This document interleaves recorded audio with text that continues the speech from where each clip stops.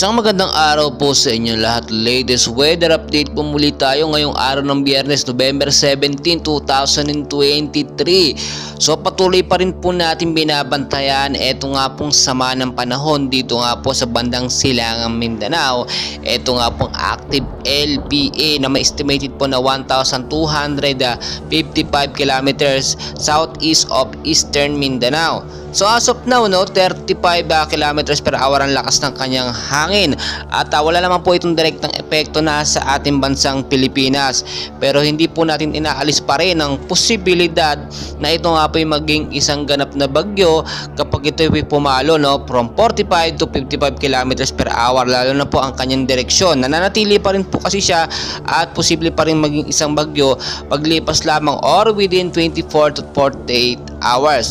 And as of now, apektado pa rin po tayo ngayon, Luzon, Visayas at Mindanao. Ang tinatawag po natin na shear line, at north easterlies po na siya nakakaapekto sa ilang bahagi po ng Luzon, Visayas at Mindanao. Yung hangin amihan po nararamdaman natin, nararanasan natin madalas tuwing hapon at sa gabi, at talagang malamig na malamig po yan pagdating din ng madaling araw hanggang sa umaga.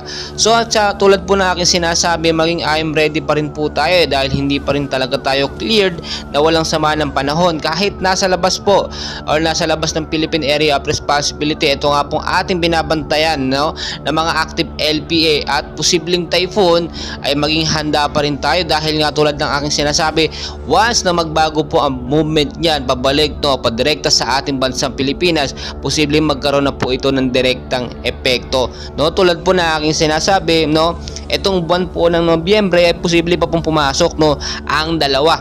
Hanggang 3 bagyo bago po matapos ang buwan ng Nobyembre. So maging maging ready tayo sa bawat posibilidad anytime po. Tulad na lamang po ang nakikita ninyo sa ating pinaka live radar, 35 kilometers per hour. May movement po siya at padiretso po sa ating Silangang Mindanao banda, Philippine Area of Responsibility. So hindi po natin ito pwedeng baliwalain lamang, dahil nga ang sama ng panahon ay biglang nagbabago ng direksyon na hindi po natin talaga inaasahan. Tulad na lang po mamaya, kung may mga lakad po kayo tuwing hapon o sa gabi, mas maganda po sanang i-check muna natin ang lagay ng panahon kung okay po ba, at kung importanteng lakad naman po, maging handa na lamang magdala ng payong jacket o kaya naman po kapote panlaban na nga rin po sa ulan at sa sama ng panahon. Mag-ingat din po tayo sa mga localized thunderstorm, sa mga rainfall shower, especially sa mababang lugar po sa Metro Manila na lagi po at madalas binabaha.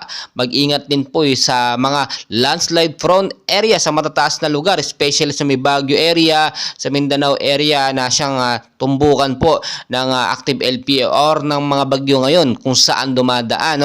Maging I'm ready tayo, at marami tayong dapat bantayan dito. Ang pag-ingatan natin kahit walang active LPA, rainfall shower po, localized thunderstorm, na siya nakakaapekto sa ilang bahagi ng ating bansa.